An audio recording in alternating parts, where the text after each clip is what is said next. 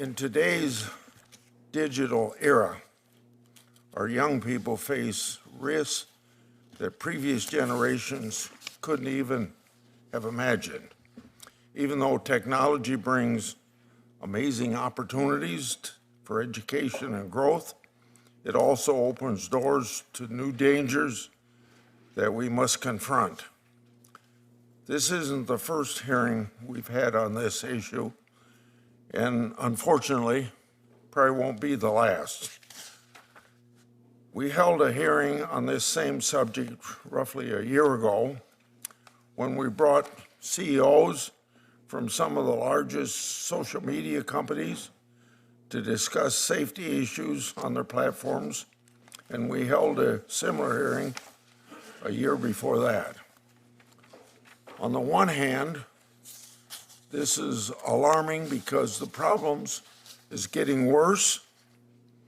In 2023, as an instance, the NCMEC cyber tip line received 36.2 million reports of suspected online child sexual exploitation, a 12% increase over 2022.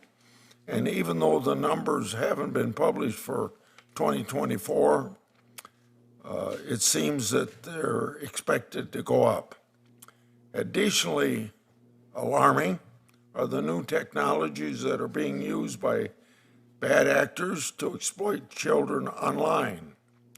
Predators can use generative AI, for instance, to take normal images of children and manipulate them to create novel forms of CSAM. In 2024 alone, NCMEC reported over 60,000, almost 61,000 instances of generative artificial intelligence CSAM. Despite this, so far, Congress has enacted no significant legislation to address these dangers against children. And tech platforms have been unhelpful in our legislative efforts.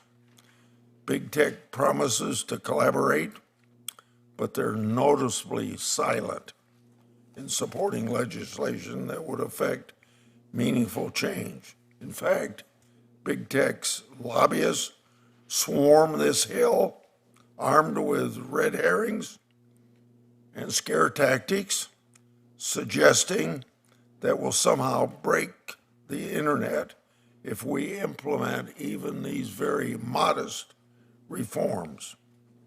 Meanwhile, these tech platforms generate revenues that dwarf the economies of most nations. So how do they make so much money? They do it by compromising our data and privacy and keeping our children's eyes glued to the screens through addictive algorithms. Indeed, in one recent study, 46% of teens reported that they're online, quote, almost constantly, end quote. This has had severe mental consequences for adolescents. It has also led to a rise in sexual exploitation, as some algorithms have actually connected victims to their abusers. Should such tech platforms be allowed to profit at the expense of our children's privacy, our children's safety, and our children's health? Should they be allowed to contribute to a toxic digital ecosystem without being held accountable? So I believe to everybody, the answer is very clear. When these platforms fail to implement adequate safety measures, they're complicit in harms that follow, and they should be held accountable. That said, there are some signs of encouragement. Just as new technologies are being developed that exacerbate harm to children online, so too are technologies being developed to combat exploitation. As one example, with AI rapidly evolving, open source safety tools are being developed to recognize and report CSAM. Some of the witnesses here today will speak to the effectiveness of these tools. Additionally, on a committee with some of the most diverse viewpoints in the United States Senate, we have actually advanced bipartisan legislation that addresses legal gaps in our current framework, especially those related to the blanket immunity that Section 230 provides. Last Congress, for example, we reported several bills, online safety bills, out of committee with overwhelming bipartisan support, and there are a number of bills that are being considered and refined this Congress, which we'll give attention to in due course. That being said, we can't come up with a wise and effective legislative solution without first understanding the nature and scope of the problem. And so that's why we're having this hearing today.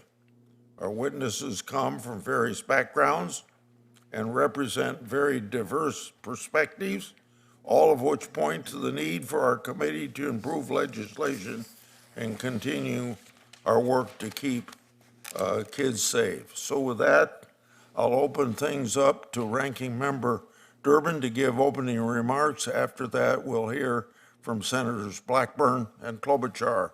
Then I'll introduce the witnesses and swear. Go ahead. I want to personally thank you, Senator Grassley. This is unusual, change in leadership in this committee, and yet an issue which we took up very seriously in the last few years on a bipartisan basis has survived the change, and in fact this hearing is evidence of the determination of the chairman. I'd like to join him in that assurance that we're taking this issue very seriously. It was almost exactly 2 years ago this committee held a similar hearing. We heard from 6 witnesses about the harm social media does to our kids and grandkids, a mom whose son took his own life after he was bullied online, a young woman whose mental and physical health suffered as she chased the unattainable lifestyle depicted on Instagram and other apps, experts who told us how big tech designs their platforms to be addictive, keeping users online for longer and longer and longer time so they can be fed more targeted ads, individuals combating the tidal wave of child sexual abuse material, or CSAM, flowing across the internet. At the end of that hearing, I told the witnesses and the many parents and young people in the audience I was going to roll up my sleeves, get to work and pass legislation to protect kids from online safety concerns. That spring, the committee reported 5 bills that help protect kids online. It included my Stop CSAM Act, and I want to thank Senator Hawley for joining me in that effort, which we hope to renew soon, along with bipartisan bills from Senators Graham, Blumenthal, Klobuchar, Cornyn, Blackburn, and Ossoff. These bills were reported out of this committee unanimously. For anyone who's a newcomer to Capitol Hill or to this committee, you have the American political spectrum from one end to the other on this committee. And for us to do anything unanimously is nothing short of a political miracle. We did it. The Senate Judiciary Committee contains members across the spectrum, the most conservative Republican to the most progressive Democrat. It's almost unheard of to pass a bill unanimously, yet we did it 5 times. One of these bills, the Report Act, later signed into law by President Biden, strengthened the cyber tip line run by National Center for Missing and Exploited Children. As for the rest, different story. Big Tech opened up its $61.5 million lobbying war chest to make sure these bills never became law. Now let's be clear. None of these bills are the silver bullet that would make the internet completely safe for our kids, but they would be significant steps towards finally holding tech companies accountable for the harms that they caused, the damage that they caused, the death that they caused. And that's why the tech companies opposed them as strongly as they did. They didn't do it publicly. Publicly, oh, it's such a great idea. But privately, they just beat the hell out of us. So just over a year ago, I called in the CEOs of the 5 major tech platforms. Some I had to issue subpoenas to demand answers on the record under oath. And that hearing produced some results. Several companies implemented child safety improvements just days before their CEOs came to testify.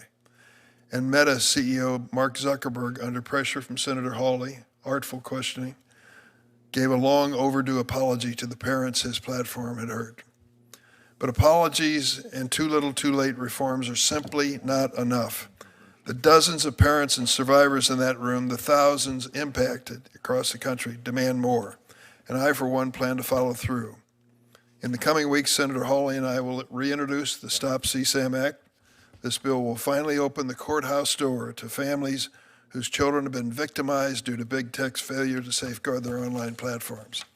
I hope Senator Grassley will help me schedule a timely markup on that bill. And this week, I'll join Senators Graham, Whitehouse, Hawley, Klobuchar, and Blackburn to introduce a bill to sunset Section 230 of the Communications Decency Act in 2 years. This is long overdue. Section 230 and the legal immunity it provides to big tech has been on the books since 1996, long before social media was part of our lives. To the extent this protection was ever needed, its usefulness for this so-called fledgling industry has long since passed. I'm under no illusion that it'll be easy to pass legislation to protect kids online and finally make the tech industry legally accountable for the damage that they're causing. But they ought to face the same liability as every other industry in America. Just last year, big tech and its allies in the House killed a bill, the Kids Online Safety and Privacy Act, a bill introduced, I believe, by Senators Blumenthal and Senator Blackburn as well. That would have imposed a basic duty of care on tech platforms. It passed the Senate 91-3, but big tech did it in the House. Couldn't even get it up for a vote. The National Center for Missing and Exploited Children receives 100,000 reports to its cyber tip line every single day. That's not just a statistic. Each of these reports involves a victim. It could be anything from images of a toddler being raped to a teenager being coerced, extorted, groomed, and encouraged to commit suicide. 100,000 reports in the United States every single day. I hope everyone keeps that in mind as we hold this hearing. We cannot wait. We have to move. I hope it drives the public to demand Congress finally do something. Senator Blackburn. Thank you, Mr. Chairman, and I want to say thank you to our witnesses for being here today. And Mr. Guffey, we appreciate that you are here and sharing your story. And Mr. Chairman, you mentioned that it was over a year ago that we had tech execs in front of us and that nothing much has changed. That is the tragic part of this situation, that nothing much has changed. There's been window dressing. There have been ads that have been run saying, look at us, look at what we're doing. But unfortunately, there is no enforcement to this. That is why it is still dangerous for kids to be online. They're still facing online threats, exposure, sexual exploitation, drug trafficking, promotion of suicide, eating disorders. And the thing that is so interesting is, in the physical world, there are laws against this. It is only in the virtual space that it remains the Wild West, and our children can be attacked every single day, nonstop, 24/7, 365.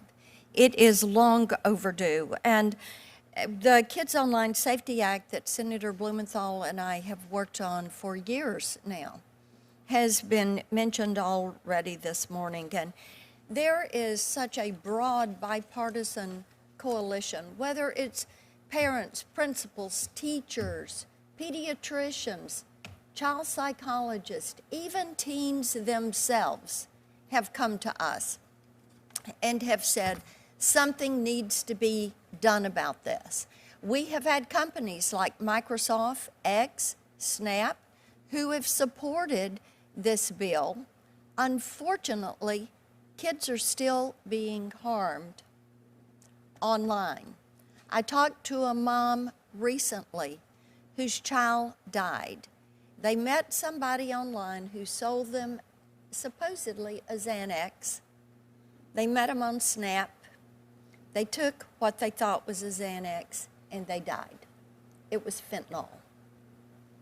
So these are the dangers that are there. And while there is broad bipartisan support, Senator Grassley mentioned the lobbying efforts of some of the big tech firms and how they went with distortions and lies to the House, and this bill did not get through. So it is time to stop this and get it passed. Now, Senator Durbin mentioned the bills we sent out of committee here last year. There was one that got signed into law, and it was the bill that Senator Ossoff and I did, the Report Act.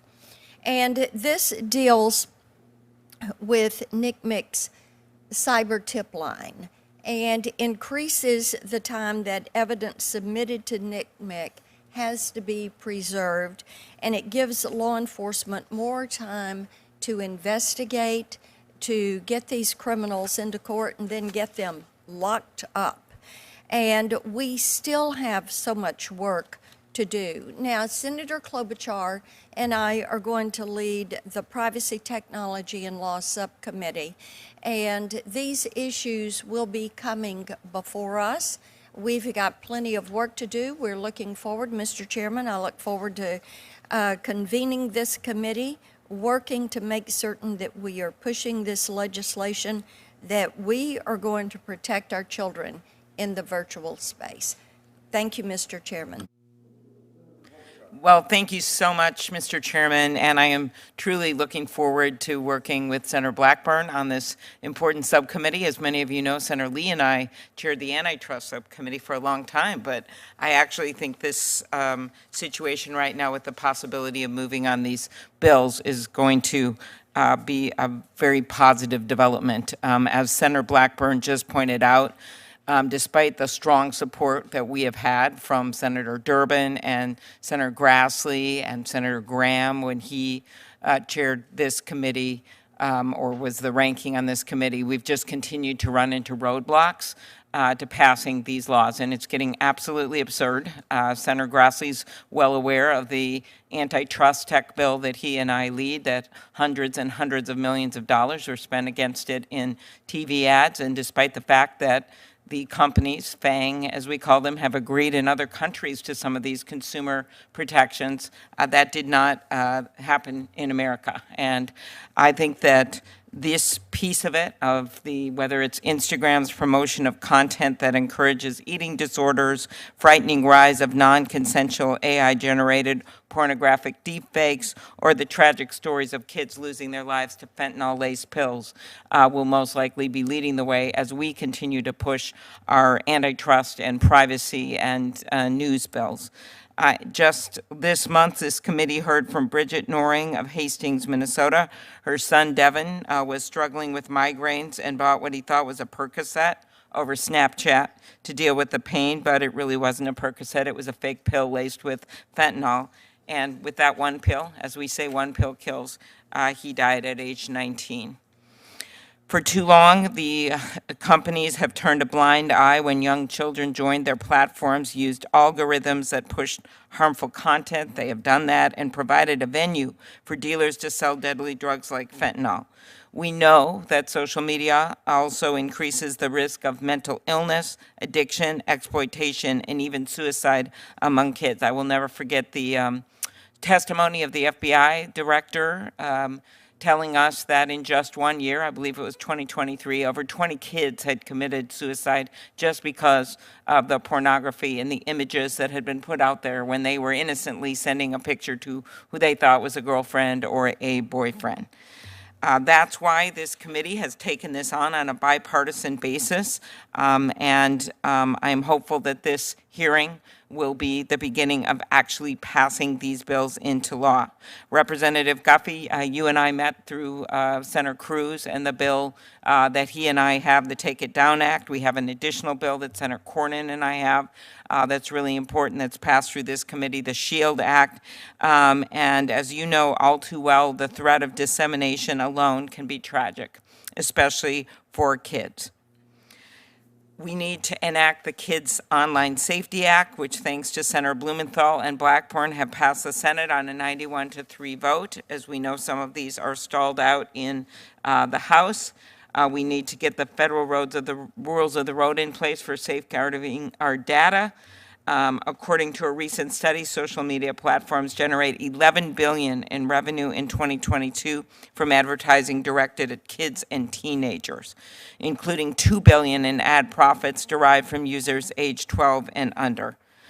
I am supportive, as was mentioned by Senator Durbin, of the legislation that he and Senator Graham and Hawley and many others to open the courtroom doors to those harmed by social media by making those reforms to Section 230.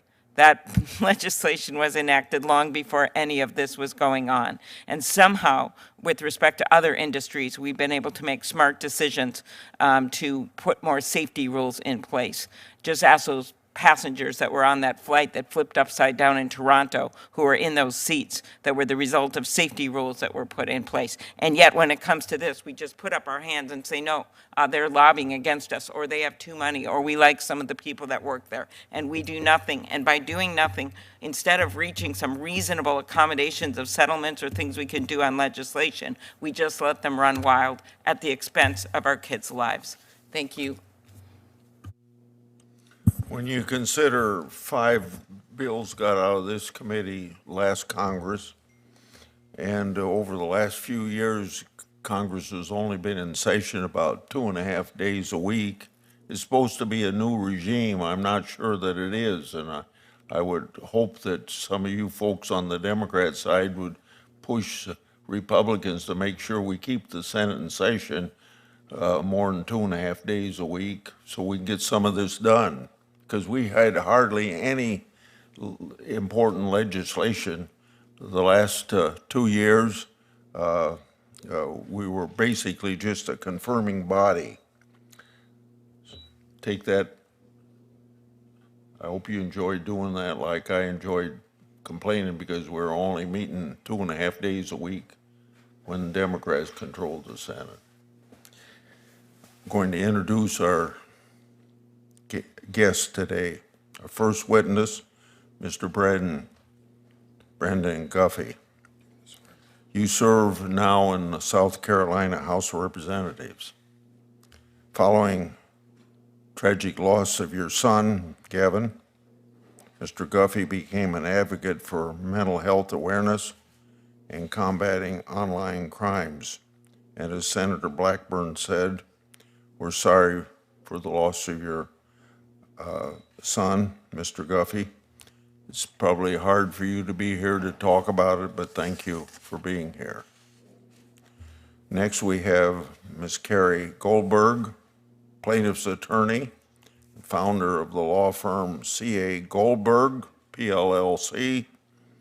She specializes in representing victims of sexual abuse, child exploitation, online harassment, and other forms of digital abuse.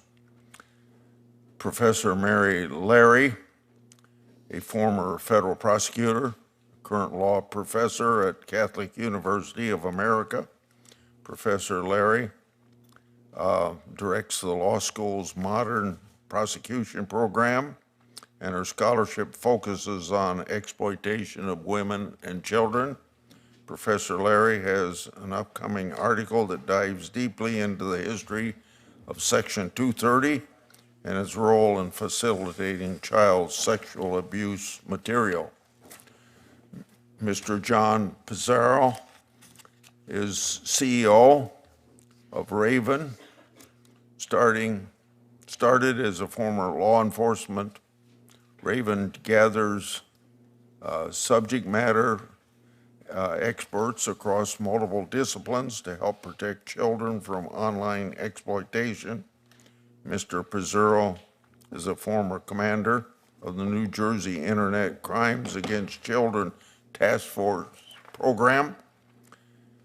Mr. Stephen Balkam, CEO and founder of Family Online Safety Institute. This international nonprofit is dedicated to making the internet safer for kids. Before founding the Institute in 2007, Mr. Balkam spent 30 years as a leader in the nonprofit sector championing online safety. His work at the Institute brings together those in government, industry, and the nonprofit sector to create a culture of responsibility. Now, I'd like to ask you to stand and be sworn. Raise your right hand. Do you swear or affirm that the testimony you're about to give before this committee will be the whole truth, the whole truth, and nothing but the truth? So help you God. They have all answered affirmatively. Mr. Guffey, we'll start with you and go from my left to my right.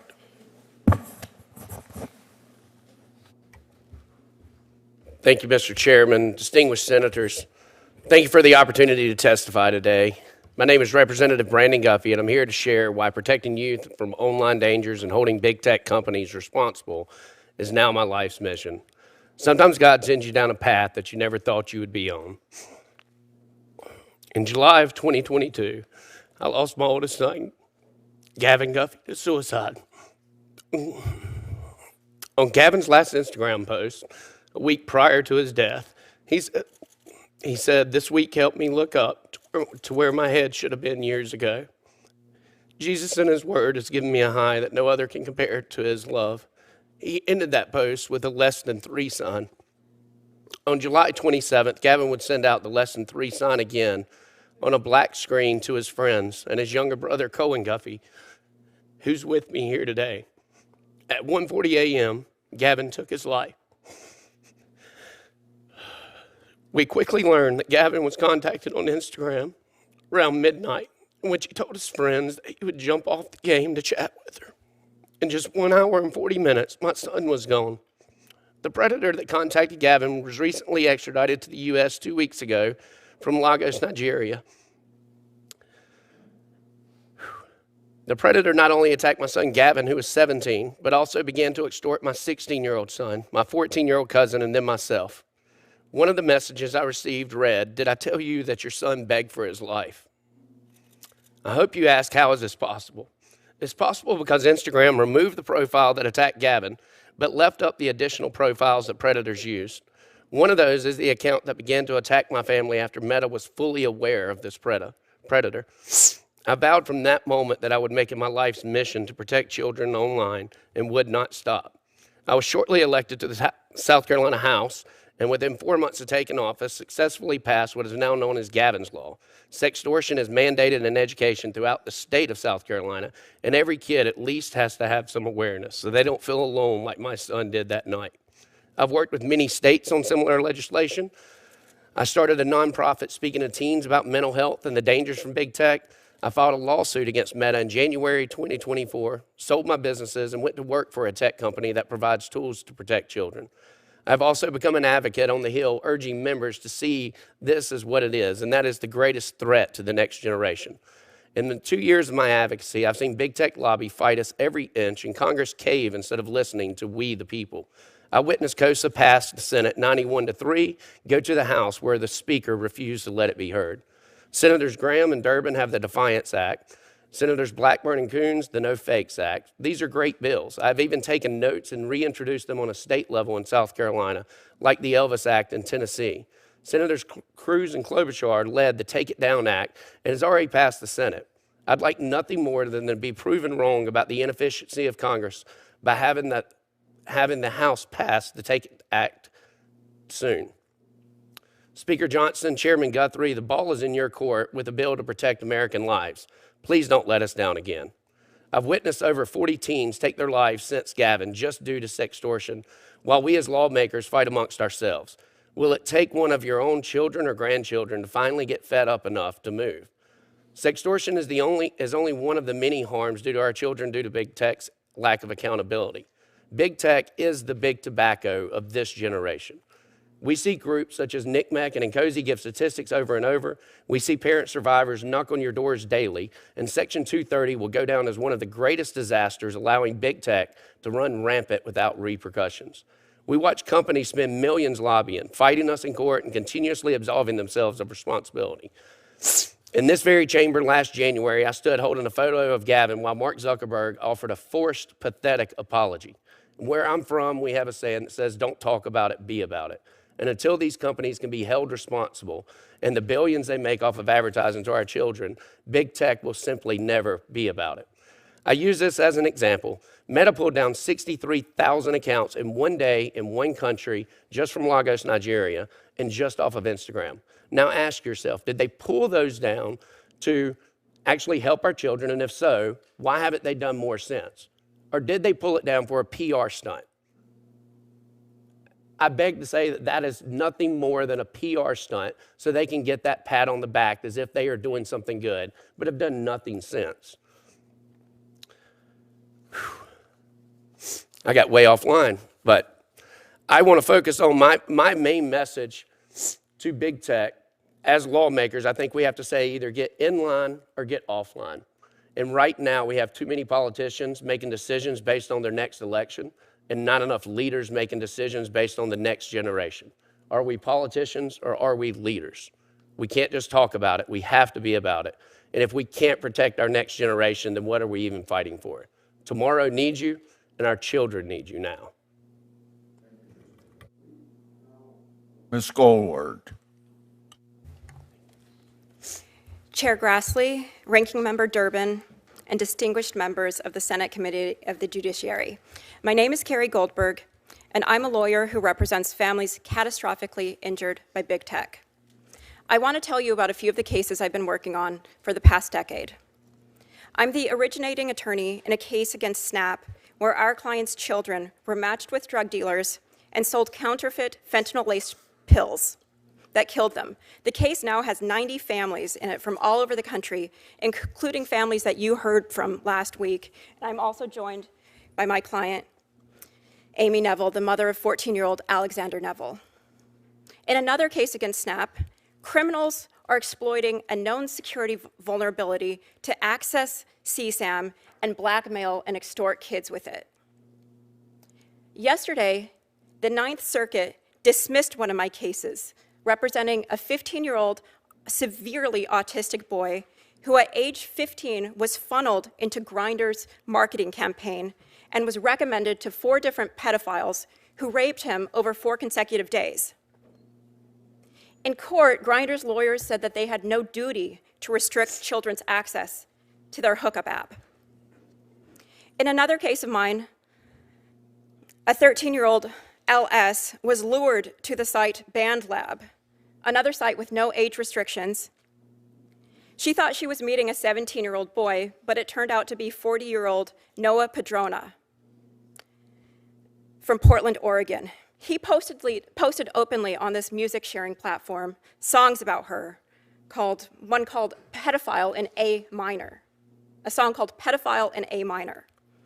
On June 24th, 2022, Madrona drove 15 hours to her home, abducted her on the way to school, stuffed her in the trunk of the car, and raped and abused her for 8 days. Despite there being a national manhunt, Band Lab refused to provide law enforcement with key information that could have led to her fast rescue. They wanted to respect Madrona's privacy, they said. Finally, I represent the family of 16-year-old Aiden Walden from Colorado, who in July 2020 discovered a website that glorifies suicide and learned on that website about a product that he could buy from Amazon and get Prime delivered to him and use it to end his life. 2 months later, his grieving mother exchanged 57 messages with Amazon, telling them about their product being amplified on a suicide message board. And yet Amazon, despite knowing there was no household use for this product besides suicide, continued to promote, sell, and deliver it for 26 more months. I now represent 27 other families who bought it after Amazon sold it to Aidan Wallen and heard from his mother. In all of my cases, tech has two main defenses, Section 230 and that they didn't know. Now, I was here a year ago with my clients, including Amy, when this committee so powerfully told the CEOs of Meta, Twitter, Discord, Snap, and TikTok that you were done with discussions and you wanted solutions. The most important thing I can say is that families want legislation like COSA, sunsetting Section 230, the Defiance Act, SHIELD. They want laws that increase accountability, that create protection boards at the FTC, the cyber tip line, create procedures to contest a platform's failure to remove CSAM. They want injunctive relief. And families want civil remedies against platforms when they've increased the risk of harm. Now, take, for example, my case representing AM, one of the first cases to overcome Section 230 on trafficking and product liability. At age 11, AM lived in a normal town, living a normal life in Michigan, when she went to a sleepover and discovered a website called Omegle. It matches strangers for private live streaming.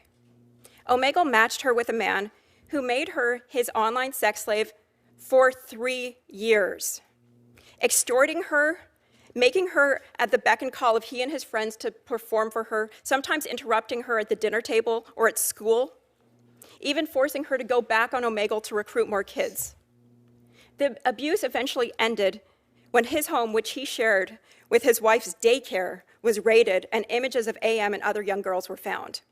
In that case, Omegle did not intend my client's injuries. I could not claim that they knew who she or the offender was. Instead, I pointed to the mountain of evidence that Omegle had knowledge of how prevalent the harm was on its platform. I pointed to criminal cases, articles, exposés, academic journals. I just want to say two more things. As a result of how we pled the case, we advanced into discovery and acquired 60,000 documents exposing the extent of injured children. And that led to them agreeing to shutter Omegle forever on November 8th, 2023. Now, we are at a consensus today. We are all here to not repeat history. Section 230 was supposed to incentivize responsible content moderation. Instead, it did the opposite. And as we look into the future, on behalf of the victims I represent, we are here to support laws that pressure platforms to know about the harms and to fix them. Thank you, and I look forward to questions. Now, Professor Leary. Thank you, Chair Grassley, Ranking Member Durbin, and all the members of this committee. As has been mentioned, I'm really grateful for all the work this committee has done on this issue. The experience our children are having in the digital space is one fraught with danger for them. And one might want to ask, why do you have to work so hard? Why do you have to keep passing these laws? Why are not the laws that Congress has had on the books regarding exploited crimes working? And there's lots of answers to that, to be sure. But the common thread through this morning so far is Section 230 of the Communications Decency Act, which has been transformed into what I label a de facto near absolute immunity regime. And what I mean by that is exactly what Ms. Goldberg just said. This was a law that was designed to incentivize platforms for protection, and instead it has incentivized them to harm. I want to make about 5 points that I think will help frame our discussion about Section 230. The first two are what I call framing principles. When one reviews the text the history, the structure of Section 230 of the Communications Decency Act, it is clear that this is a law that is not standalone law protecting freedom of the internet, as tech and its surrogates will try to argue. It is a law that is born out of a landscape of child protection. When you go back to the legislative history, there is no question. The Senate with the Communications Decency Act, the House with the Internet Freedom and Families Act were wrestling with the same question. How, as you look to the Telecommunications Act, how could you as Congress have a safer internet and other media for youth? Not whether, but how. First point. Second point, Section 230 of the Communications Decency Act must be regarded as an experiment. And I say that because when you look at the promises tech made back in 1996, and when you look at the supporters of the IFFE and the House, what you see is they represented to you and to America that this would be a way in which we could protect our children. That was their claim. That was the promise. Point number 3, the experiment has failed. The experiment has failed for all the reasons that have been said already. And why has it failed? And I would say to you, in addition to the reference to what happens here on Capitol Hill with regard to tech, the transformation of Section 230 of the Communications Decency Act into a law that incentivizes harm was not by accident. It wasn't sort of something that just emerged from the internet. It was a systematic effort by tech and its surrogates to litigate that throughout this country. And they went across the country over 30 years, arguing not for the narrow, limited protection for Good Samaritans that the Act states, but rather broad immunity. Interestingly, immunity is nowhere in Section 230 of the Communications Decency Act, as a side note. That result has had human consequences, which we've heard today. And I think to highlight one that's been said, 99,000, 100,000 reports today will happen on the cyber tip line. But it also has important effects in the courtroom that Ms. Goldberg alluded to, and I want to highlight a couple of them. One is, keep in mind, this has become an immunity, not a defense, and that is essential for 2 important reasons. First, as an immunity, these cases are thrown out at a motion to dismiss, so there's no access to discovery. So when we say that victim survivors, states attorneys generals are shut out of the courtroom, we don't mean it's very hard to win these cases. We mean they are shut out of the courtroom, that they do not have their day in court, notwithstanding the harm that they've experienced. And I label this reality the dual danger of de facto near absolute immunity. First, that shield, which has allowed platforms to engage in a list of criminal activities having nothing to do with publishing, that has allowed this industry to grow to a massive scale where one individual or one small company can cause massive harm, as we've heard. But the other part of that dual danger is because it is an immunity, there is no access to discovery. There is no way to look under the hood of this incredibly dangerous industry. There's no guardrails. And that means that, and as Senator Klobuchar pointed out, what that tells us, as I wrap up, is that there is no guardrails for the harm that these folks will experience.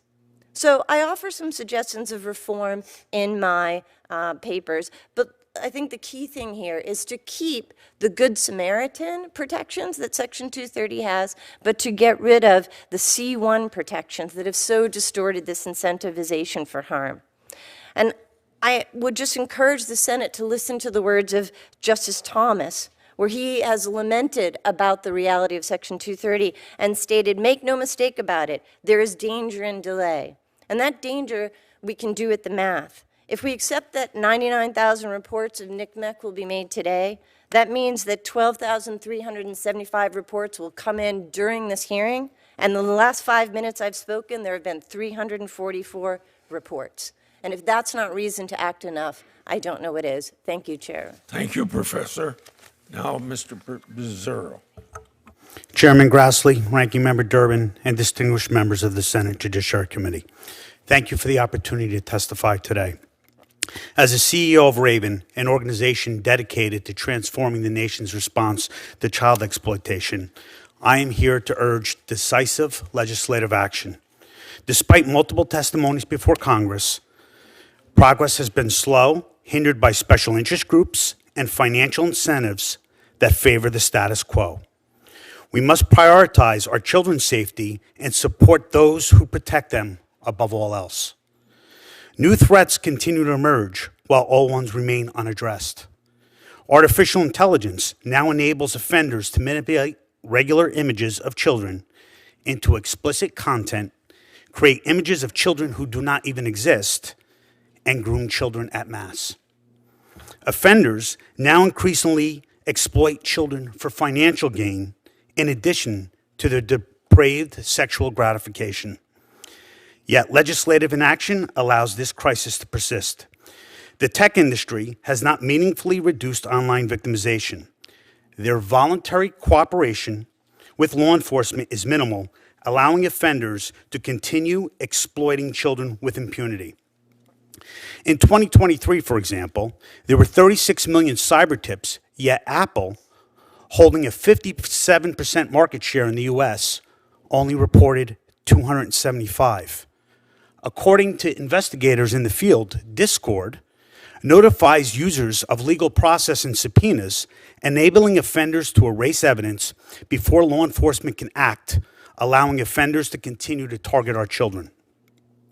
Electronic service providers permit offenders to rejoin platforms under new aliases with the same IP address, while failing to block foreign IP addresses used for sextortion. This lack of enforcement emboldens criminals and leaves our children unprotected. Poor moderation, the lack of parental controls in relation to age identification, and inadequate safety measures further expose children to these dangers. As mentioned a lot today, social media algorithms push harmful content, enabling predators to reach victims globally. AI-powered grooming will allow offenders to manipulate children at scale, mimicking their language and behaviors to establish trust.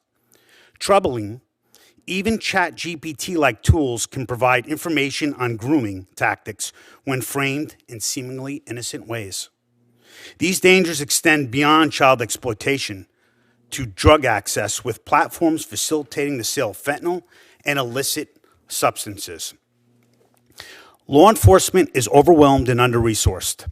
Undercover operations have been highly successful in apprehending offenders, but the increasing volume of cyber tips has made proactive investigations nearly impossible.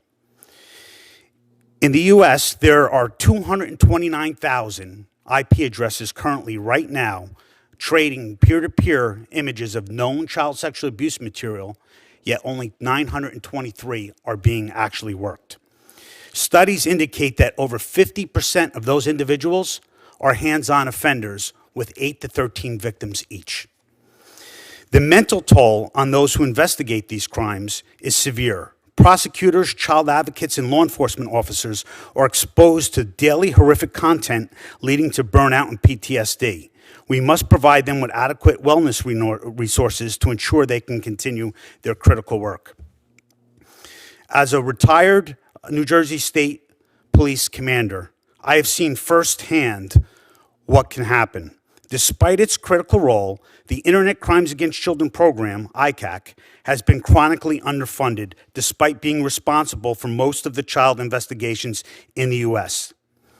While authorized for $60 million in 2008, only $31.9 million has been appropriated. That's $522,000 per task force per year to investigate child exploitation. That's why I urge everyone here to co-sponsor the Protect Our Children Reauthorization Act of 2025. Children are our most valuable resource, and their victimization has lasting consequences on society. Raven stands ready to collaborate with members of the Senate, House, Trump administration, and the CEOs of big tech to develop effective solutions. Quite frankly, the phrase "talk is cheap" is 100% accurate. Action is the only remedy. How many of our children and those who protect them will be impacted as a result of our inaction and debate. Make no mistake, right now offenders are winning, children are suffering, those fighting to protect them are left to struggle without the support they need to rescue victims, hold offenders accountable, and bolster their own mental health in the process. Legislative action is overdue. The solutions are within your power. Our children are counting on you, and I'm counting on you. Thank you so much. Mr. Balkam. Good morning, Chairman Grassley, Ranking Member Durbin, and distinguished members of the committee. Thank you very much for the opportunity to speak with you today. My name is Stephen Balkam, and I'm the founder and CEO of the Family Online Safety Institute. For nearly 2 decades, FOSI has worked with industry, government, academia, and the nonprofit sector to create a safer digital world for children and families. I'm also here as a father and a newly minted grandfather. Chairman, this is my 3rd time testifying before this committee, having first appeared in July of 1995, a committee hearing called Cyberporn and Children. While much has changed, our mission remains the same. We believe in a 3-pronged approach to online safety: enlightened public policy, industry best practices, and good digital parenting. Our goal is to create protections for kids as well as empower young people to navigate digital spaces safely and responsibly. We want to protect kids on the internet, not from it. Parents of younger children should have the strongest protections possible, including easy-to-find and easy-to-use parental controls. But as kids grow, our role as parents shifts from being helicopter parents to co-pilots, guiding them as they build digital resilience.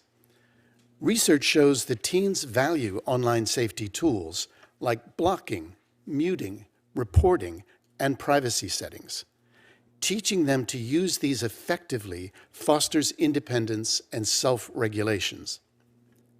We have found that empowerment is often the best form of protection. We must prepare young people to engage safely and thoughtfully with the digital world, equipping them with digital literacy and an understanding of their rights and responsibilities. Now, recently there have been calls to ban young people from social media and other online spaces. Blanket bans deprive children from any positive experiences they may have, are difficult to enforce, and open up too many possible unintended consequences.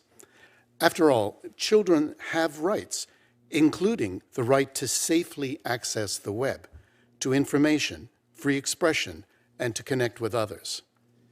Instead of blanket bans, we need thoughtful restrictions that include input from young people and that account for children's evolving maturity. While technical solutions such as age assurance are improving, there is no universally approved system as yet. It is challenging to get the balance between safety, privacy, and effectiveness right.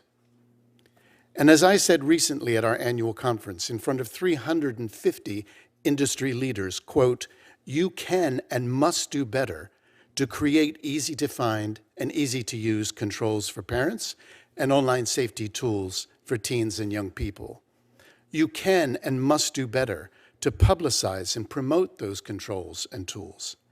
And you can and must do better to collaborate with each other, to harmonize your tools across the ecosystem so that parents and teens are not overwhelmed with the task of setting and managing controls across countless apps, games, websites, and social media platforms," unquote. In the meantime, Congress has taken some important steps in this space, passing COPPA 27 years ago and the CAMERA Act 3 years ago, which funds essential research on children's development and well-being. But there's still much more work to be done. Federal action is critical because states are now beginning to fill the gaps with their own online safety laws. Unfortunately, even the most well-intentioned laws often face legal challenges and create a fragmented regulatory landscape. A strong federal framework would provide clarity while allowing states to build upon this. So, Congress has the opportunity to lead with balanced and thoughtful policies, including passing a comprehensive data privacy law, funding ongoing research to inform evidence-based policymaking, prioritizing specific targeted bills like the Take It Down Act and the Kids Off Social Media Act, encouraging industry cooperation to simplify parental controls and online safety tools, rejecting blanket bans in favor of thoughtful restrictions that include young people's input, and critically, supporting digital literacy programs to build resilience in young users. So, to conclude, let us challenge ourselves to reimagine what online safety can look like, not just as a range of restrictions, but as a foundation for resilience, confidence, and opportunity. Thank you, and I look forward to your questions. Thank you all for your testimony. We'll have 5-minute round of questions. I'm going to start with Mr. Pizzuro. AI has opened up new possibilities for bad actors to generate novel forms of CSAM. In fact, one recent report found that over 3,500 AI-generated CSAMs images were posted in a single dark web forum over a 9-month period. Could you explain the challenge of AI-generated CSAM poses for law enforcement and tech companies? Well, there's a couple things. One, right now, it's going to be hard to tell the difference, especially without forensic software, what is AI and what isn't. Secondly, I could just take my phone now, take a picture of a senator, and then I can age regress them. For example, you can be a 40-year-old male. I can now make you a 21-year-old female, and now I can make you a 10-year-old girl. And with that, and AI and within these apps, I can actually then notify those apps. So I think the challenge comes with this in AI, especially from sextortion. I don't even need to groom someone right now. I can just get an image off the clear web in order to do that. So that's going to be the complexity, and the challenge is going to be is how do we determine who is a real victim and who's not in a lot of instances. Thank you. Professor Leary, 230. Well, first of all, I heard your 5 points, so I'm not asking you to repeat any of them, but how would you advise reforming Section 230 in light of the current online ecosystem? Thank you, Senator. Well, first, as I say, when we talk about Section 230 and the provisions that tech points to, there's, as this committee well knows, C1 and C2. C2 is the Good Samaritan provision, and I would recommend that that stay in place. That incentivizes a platform to be able to remove harmful material from their platforms without being sued. The C1 part of the statute should be removed. As has been pointed by so many of you in your opening statements, it serves no purpose if it ever did.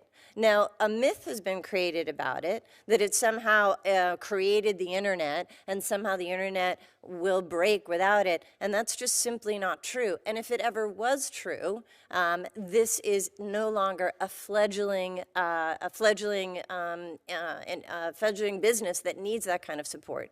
Instead, it needs to be treated like every other business.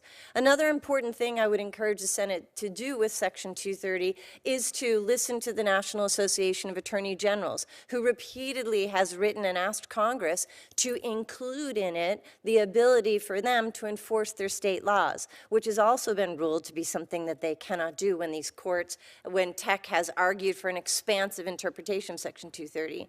In my mind, that is another courthouse door that is closed. It's a states' rights issue, and the entire architecture of combating exploitation of our children involves prosecution, protection, and prevention, and within that involves multiple pressure points, including civil litigation, state prosecution, and federal prosecution, and that, I think, would be an important amendment. Mr. Pizzuro, obviously it has taken a long time, and maybe it will take a longer time for Section 230 to be reformed, and also putting some more things in that can slow the process up. Beyond that reform and liability for big tech, what steps could companies take to protect children online today? Well, one of the things that they know is they know, for example, I had mentioned in my testimony, Discord, they notify users. They notify users when they get legal process. You know, those are certain internal policies. They know what IP addresses that there are, because if I get banned, I just create a new username. So those are associated IP addresses. There's also IP addresses, you know, beyond the scopes of the U.S. where children are targeted here. So these are things that the companies actually know and can do something. Professor Leary, the bills reported out of committee last year that would impose liability on platform for knowingly promoting CSAM and others for recklessly promoting CSAM. As we continue workshopping bills in this committee, do you believe we should pursue recklessness standard or a knowing standard, and the pros and cons? Thank you. I absolutely believe a reckless standard is superior to a knowing standard. And again, you know, Senator Durbin referred to the red herrings. One red herring that's out there is reckless is some very low standard that will somehow expose these businesses to an onslaught of litigation. A couple of comments on that. First, most businesses function having to act responsibly, and they face often a negligent standard. Anybody who says that recklessness is an easy standard to make, I invite you, please come to my criminal law class and meet my criminal law students who will be able to tell you the definition of recklessness, and they will tell you that it is challenging, and specifically, it is a conscious disregard of not just a risk, a substantial and unjustifiable risk. That is the definition of recklessness in the criminal context, and it can be used in other contexts as well. That requires not just an objective measure, but a level of subjectivity. It's referred to sometimes as risk creation. So that kind of standard is hardly a day in the park for litigants. It is still quite challenging, and that's why it is a far better standard than knowingly, in my opinion. Okay. Senator Durbin. Representative Guffey, thank you for coming back. I'm sorry for the circumstances which bring you, but it shows real courage, and I know your family and friends have joined you. Thank you. In coming here today. I recall the first time we met after a hearing a year or so ago before this committee. So thank you very much. Thank you. Mr. Chairman, was it a week or 2 weeks ago we had a hearing on fentanyl? Yeah. Yeah. Last week. And we had another parent of a victim who ordered what he thought was a Percocet, turned out to be laced with fentanyl, and took his life. So this is a life or death proposition that we're dealing with here, and you've lived it and living it still. I think we ought to keep it in that context. Professor Leary, I'm struck by one of your statements that you've given to the committee, that this notion that we are preparing 230 as an immunity as opposed to a defense precludes evidence being gathered and discovery taking place. And you say in your remarks to the committee that that diminishes our knowledge of the actual goings on at these tech companies and what they're doing in gathering. I recall what Representative Guffey said in his opening remarks. This is bigger than big tobacco. I know that issue. Over 30 years ago in the House, I introduced a little bill to ban smoking on airplanes. It passed because Congress is the biggest frequent flyer club in the world, and we were sick of it. And it triggered a conversation and a discovery process, and AGs from across the country gathered together and did something significant with this industry. So I'd like you to expound a bit, if you will, as to how this standard precludes our knowledge of what's actually going on in big tech in their response to this challenge. I think that the gathering of that information for the tobacco companies, the demonstration of their lying to the public about the safety of their product, for example, really led to their downfall. I think the same could be true here. Thank you, Senator. I think that you are 100% correct on that. when a defendant has a defense, as I know the committee knows, but to be responsive to the question, there's a period of discovery beforehand. Like where contributory negligence. Exactly, or things of that nature. There's a period of discovery where the plaintiffs can, who've made a good faith claim, can get information to build on their case, and the defendants can also provide information which may exculpate them. The way that Section 230 has been interpreted, it is an immunity. And so prior to discovery is when these platforms are coming into court and saying, Judge, we don't have to defend ourselves. We don't even have to litigate this case. You should dismiss it now. Motions to dismiss prior to discovery. The only way that I would say the public has learned a lot of the information about big tech, for example, that I believe led to COSA and some of the other duty of care, has been through what? Congressional investigations. I'm reminded of the back page of congressional investigation, which was a 2-year investigation, or whistleblowers and hearings. That's how we are learning this information, and only by getting this information can we then make informed choices about what's the appropriate legislative text. If I could just say quickly, Justice Thomas commented on this, and he has underscored this when he said, look, let's keep in mind, if we fix Section 230, that's not exactly what he said, but after that, he said, quote, it would simply give plaintiffs a chance to raise their claims in the first place. Plaintiffs must still prove the merits of their case, and some claims will undoubtedly fail. But states and the federal government will be able to update their liability laws to be more appropriate for an internet-driven society. If I can make one final point in the closing seconds here. Going back to my analogy, smoking on airplanes and ultimately dealing with the tobacco issue in a much larger context, the initial bill that I introduced and passed in the House banned smoking on airplanes on flights of 2 hours or less.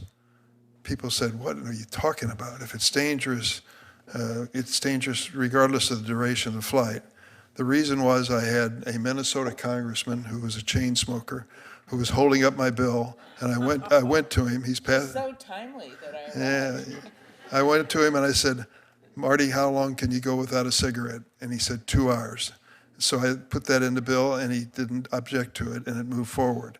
There are things that we're dealing with in some of these bills which are compromises to try to move the issue forward to make progress toward our goal. So don't assume that any language is final. It is all in flux and subject to negotiation, but thank you for joining us. Senator Lee. Thank you, Mr. Chairman. First, I'd like to thank all the witnesses for being here and for testifying on this important issue. These are not easy issues to talk about, and not easy in particular because of the tragic circumstances that have regrettably brought you here. Representative Guffey, I want to express my sympathy to you for the loss of your son, Gavin. No parent should ever have to go through that. And I want to commend you on your courage and the strength that you've shown as you continue to fight to protect all children. Thank you. And Ms. Goldberg, with what you've gone through, likewise, heart goes out to you and to anyone else who has experienced the things that you're describing. For the past several years, I've strongly advocated for reforming Section 230 of the Communications Decency Act. And this is due to increasing concerns about how social media platforms are operating and how they're utilizing Section 230. The platforms have enabled child sexual exploitation, and promoted harmful challenges to children, and facilitated drug trafficking, in many cases, to minors. Now, first, I introduced the PROTECT Act on this point, which mandates stricter safeguards on websites hosting pornographic content. Victims of online exploitation have faced an uphill battle for years, struggling to get online platforms to remove images that were non-consensually obtained. The bill would require platforms to verify the age and also obtain verified consent forms from individuals uploading and appearing in content. And the bill would require tech companies to take stronger measures to prevent the exploitation occurring on their platforms and force immediate removal of child sexually explicit material and revenge porn upon receiving notice that the content in question was uploaded without the legally required consent. Second, I introduced another bill as a complement to the PROTECT Act called the Screen Act. The Screen Act would require all commercial pornographic websites to adopt age verification technology to ensure children can't access the site's pornographic content.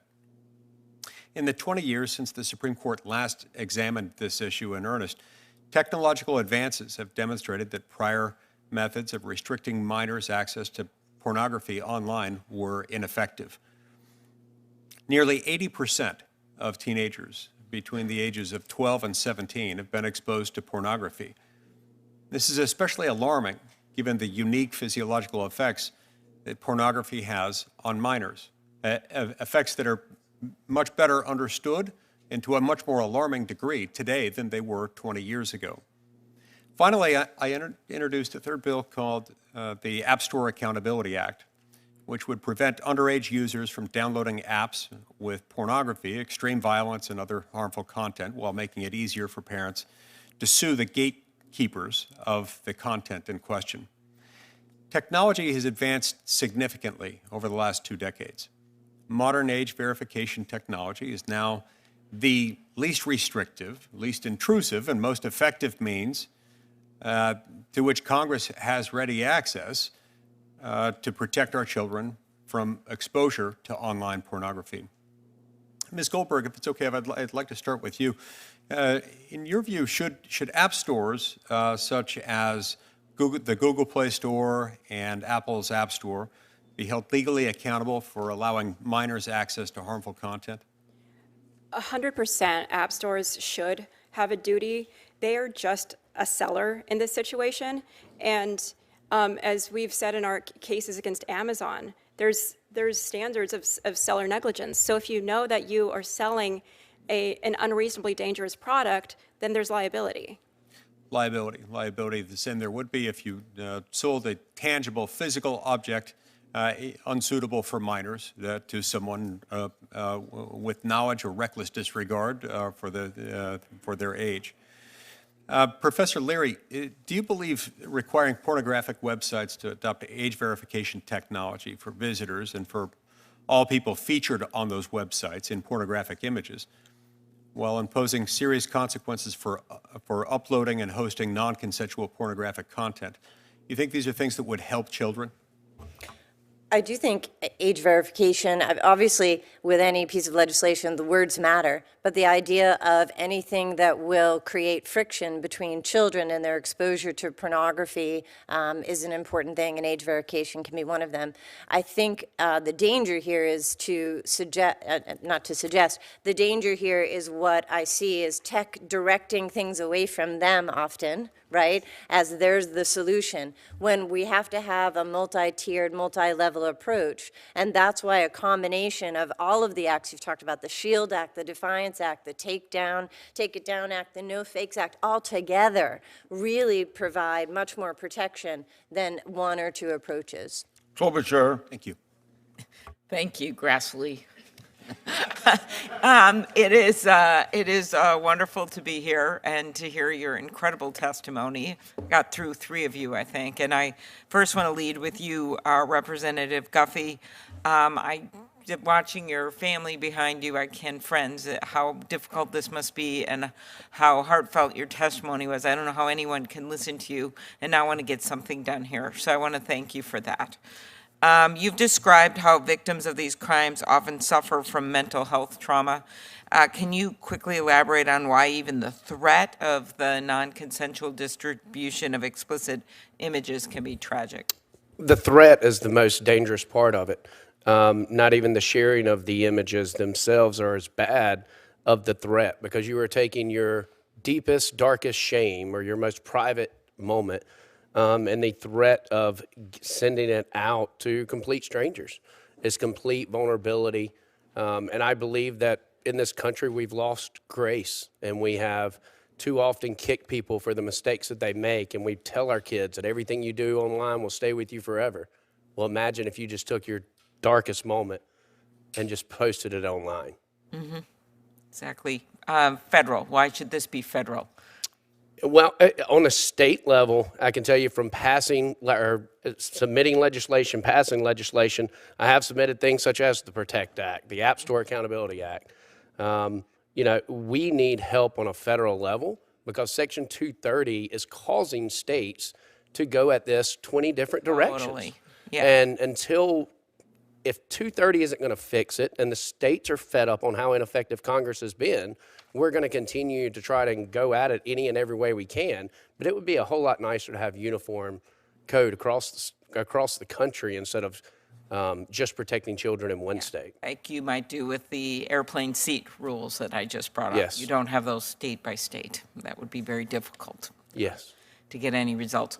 Mr. Pizzuro, could you talk about why it's important that Congress pass these bills to give federal law enforcement tools? As you know, Senator Cornyn and I have this SHIELD Act, which is really important, ahead of its time, and then the Take It Down Act requires the platforms to take these down immediately, the non-consensual images, but also make sure that there is criminal liability for those that are posting it. Could you talk about why that helps federal law enforcement? Sure. The challenge becomes in investigating between state and federal. There's a lot of gaps. So as an investigator, there's areas where I can't successfully prosecute or have the actual law in order to facilitate things. So especially if you go to rural areas where there's not a state perspective, where there's not really good laws, you're going to need that federal law in that aspect. So what SHIELD does, it fills that legislative gap in order for us to actually effectually do our jobs. Good point. And another question on the fentanyl and the drug track. The DEA recently found that 1/3 of fentanyl cases they investigated had direct ties to social media. Others, like the National Crime Prevention Council, estimate that 80% of teen and young adult fentanyl poisoning deaths can be tracked back to social media. It's not a statistic, it's actual lives lost. How do the design of an algorithmic recommendations by online platforms contribute to the facilitation of drug sales? Well, I could tell you this even going back when I first started, not aging myself, but when there was cloned pagers and we were doing cartels, this is just the advent of technology. And with these tech companies and the AI algorithms, what they push, that's what they're going to see. So it doesn't matter. There is no, one of the things I asked Meta, I asked Snap, I asked a lot of these companies, can you explain your algorithms? No one can and no one will, because again, it's about business. It's about pushing that content, and that's what children are seeing. So that's why they're at risk. Thank you. My last question of you, Ms. Goldberg. You have represented over 1,000 victims of revenge porn, just to give people a sense of those numbers. Of course, there's tens of thousands out there that never were represented. Can you discuss the challenges you face in getting justice for your clients and why passage of federal laws like the SHIELD Act and the Take It Down Act would make a difference? Sure. When I started representing victims of revenge porn 10 years ago, there were 3 states that had laws, and everyone wanted to blame the victims and said you shouldn't have taken that picture in the first place.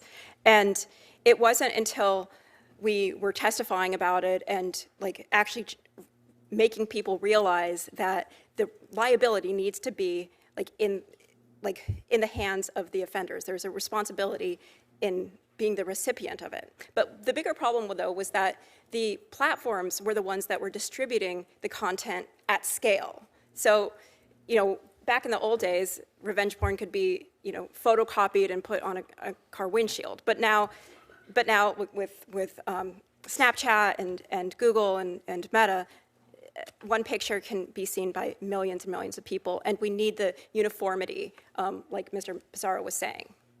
Thank you. And I know my colleagues asked about Section 230, which I feel very strongly about, so I'll let that go. Thank you. Senator Klobuchar, thank you. Thank you, Chairman Grassley. Senator Hawley. Thank you, Mr. Chairman. Thank you for calling this hearing. Thanks to the witnesses for being here. Mr. Pizzuro, let me just start with you. You've been working in the anti-exploitation space for a long time, both inside and outside government. Have I got that right? That's correct. And so you know the trends about what we're facing online, what kids are facing online, probably as well or better than anybody. Is that fair to say? I would say Pretty so. Would you say that CSAM, child sexual exploitation or abuse material, would you say that there's getting to be more of it or getting to be less of it? Oh, 100% more, like hundreds and thousands of more. I mean, I can't even percentage it. Yeah, enormous amounts, right? Yeah. Here's a measure of it. In 2023, there were 104 million images and videos of suspected child abuse material uploaded onto the internet, compared to 450,000 in 2004. So 450,000 in 2004 to 104 million in the last full year for which we have data. Here's another statistic. According to the National Center for Missing and Exploited Children, the number of reports of child exploitation material went from 1 million in 2014 to 36.2 million in 2023. So in other words, it's just an enormous explosion. It's absolutely everywhere. So let me ask you about some of the remedies for this. If you are a parent, and I'm the parent of 3 young children, 3 little kids.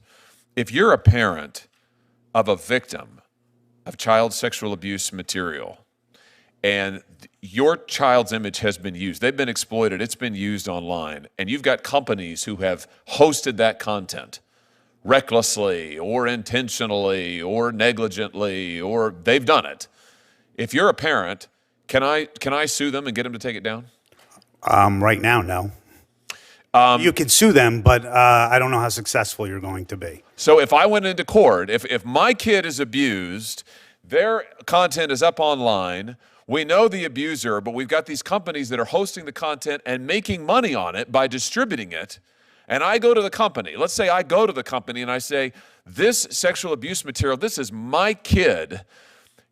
This is online. I'm reporting it to you. I want you to take it down. Let's say they don't take it down. You're telling me I can't go into court and sue them? You're going to probably end up losing. I mean, and I think that's part of the problem. It's a huge problem, is it not? You're exactly correct. Yep. You're exactly correct. The state of the law is I cannot go into court and hold these companies accountable. In fact, we had testimony just a few weeks ago of somebody sitting right where you're sitting, a parent whose child was sold drugs, in this case, over one of these platforms, over Snapchat. This parent went in, reported it to Snapchat. Snapchat said, oh, well, we'll do our best. They did nothing. The parent said, I'm going to sue you. And the Snapchat executives laughed in her face. And they said, no, you're not. You're not going to sue us because federal law prohibits you from suing us. Let me just ask you this. In 2019, Facebook was fined by the FTC $5 billion, $5 billion with a B, and their stock price went up. Now, what does that tell you about what these companies fear? Do you think they fear these government regulatory agencies that almost never bring suits and almost never bring enforcement? Oh, absolutely not. Do you think that they fear lawsuits from parents who might get into court and get $1 billion or a $10 billion judgment? For them, it's the cost of doing business, right? Yeah, exactly. And they're willing to pay it. Facebook paid that $5 billion. Their stock price went up. They went right on doing what they were doing. But I tell you what they do fear, what they're absolutely terrified is, they're absolutely terrified of a parent coming into court and getting in front of a jury and holding them accountable. And that is why it is high time, it is past time, that this Congress gave parents the ability to do that. And I will just say again, for the approximately 3 millionth time in this committee, until Congress gives parents the ability to sue, nothing will change. These companies don't care about fines. They don't care about the regulations. In fact, the companies regularly come and sit here and offer to write the regulations. They say, oh, we're great public citizens. We'd love to help you write the regulations, Congress, and we promise to comply. We'll write them, and then we'll comply.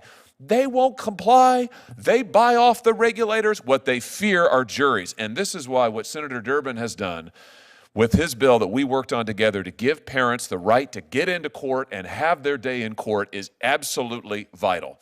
And I'm proud to be working with him on this. It passed unanimously out of this committee last year when he was the chairman, and I look forward to reintroducing it. We make it even stronger, even better this year. But I just say again, there is nothing more important than this Congress can do than to stop this, than to give parents the right and victims the right to get into court and to hold these companies accountable. Thank you, Mr. Chairman. Thank you. Senator Hirono. Thank you, Mr. Chairman. Thank you all for testifying. And Mr. Representative Guffey, our hearts go out to you. We have been here many times already. Yes, I agree that we have to do something about Section 230, but one of the things that Professor Leahy mentioned, and before I get to that, by the way, the enforcement is really important, and I just want to note that last week, when I was questioning Mr. Blanche, who is President Trump's nominee for Deputy Attorney General, I noted that protecting children online is an issue that unifies the members of this committee, as you can see. That is why I was disappointed at his non-answer to one of my questions. I explained that if we want to protect children, the last thing we should do is fire prosecutors who fight child exploitation and impose a hiring freeze that stops them from filling these vacancies, but that's exactly what's happening. So I think we should note the environment in which we are having this hearing. Moreover, there was a funding freeze briefly that cut off funding to Internet crimes against children task forces that fight child exploitation in every state. So child exploitation is a multifaceted issue, and I want to get back to Professor Leahy, who said that the states ought to have the right to go after child exploitation in court, and that they are not able to do so because of Section 230. Does that cover both criminal as well as civil prosecutions by states? It has been interpreted that way. The states, and the way it's been interpreted is there's language in Section 230 of the Communications Decency Act which talks about that no state is not supporting a state law that is in contravention with Section 230 of the Communications Decency Act. So courts have interpreted that as, oh, that means you can't enforce your state criminal laws, which happened in the DART case, which was an attempt in the DART cases, and I assume it would happen in civil cases under the C1 provisions of the statute. Well, so you would support legislation at the federal level that would allow the states to enforce their own child protection laws? 100%, and I believe that my written testimony has a quote from the letters from the National Attorneys Generals laying out, again, for the third time, and again, speaking of unanimity, I believe I don't know exactly how you can have over 50 attorneys generals. I believe it's the territories as well, all in agreement on this point. And Representative Guffey and Ms. Goldberg, you would agree that we need to do something that would enable the states to support their own laws? I would certainly agree with that. I think that's one of the tools in the tool belt, but yes, states need to be able to have the tools. For Ms. Goldberg, you noted very briefly the Ninth Circuit and their decision in a case that you were involved with. Could you provide some background on the case and how Section 230 was involved and what you think that it demonstrates, this case demonstrates the state of the law around Section 230? Yes. So that case is called Doe v. Grindr, and it accuses the dating app Grindr of advertising to children using Instagram and TikTok with child models in school settings and luring them onto the dating app. And as I said in my complaint, there's statistics that 50% of gay kids who are sexually active have their first sexual experience with an adult that they meet on Grindr. Now, Grindr has no age verifications and just absolutely turns a blind eye to the fact that there are so many kids that use their product and inevitably are recommended to adults. Now, I claimed that this was a defective product, and Grindr, because they knew about the problem, as I stated in my lawsuit, and we're refusing to institute any sort of age verifications. They were also condoning trafficking, and the case got thrown out by the district court, and that was affirmed yesterday by the Ninth Circuit. So I never got to go to discovery. So it was thrown out because of Section 230 immunity? Of Section 230, and because of the incredibly high knowledge standard of actual knowledge that they were imposing which they didn't have to impose, but they imposed in the trafficking claim. I support the general proposition, thank you, Mr. Chairman, that anyone who gets injured by someone else's actions ought to be able to pursue legal remedies, and therefore, I agree that we need to remove Section 230 immunity somehow, and still pay attention to various other unintended consequences that may flow from that kind of a change, but it's not where we ought to be because this is a growing problem. Thank you, Mr. Chairman. Thank you, Senator. I believe I'm next. Representative, I'm sorry, but your boy's proud of you. You're doing good work. Thank you. My late father used to tell me that you'll never know love till you know the love of a child, and I didn't believe him, but I do now. I don't know what I'd do if something happened to my boy. I'm just so sorry. Thank you so much. Mr. Pizzuro. Sir. Social media is now a big part of childhood, isn't it? Yes.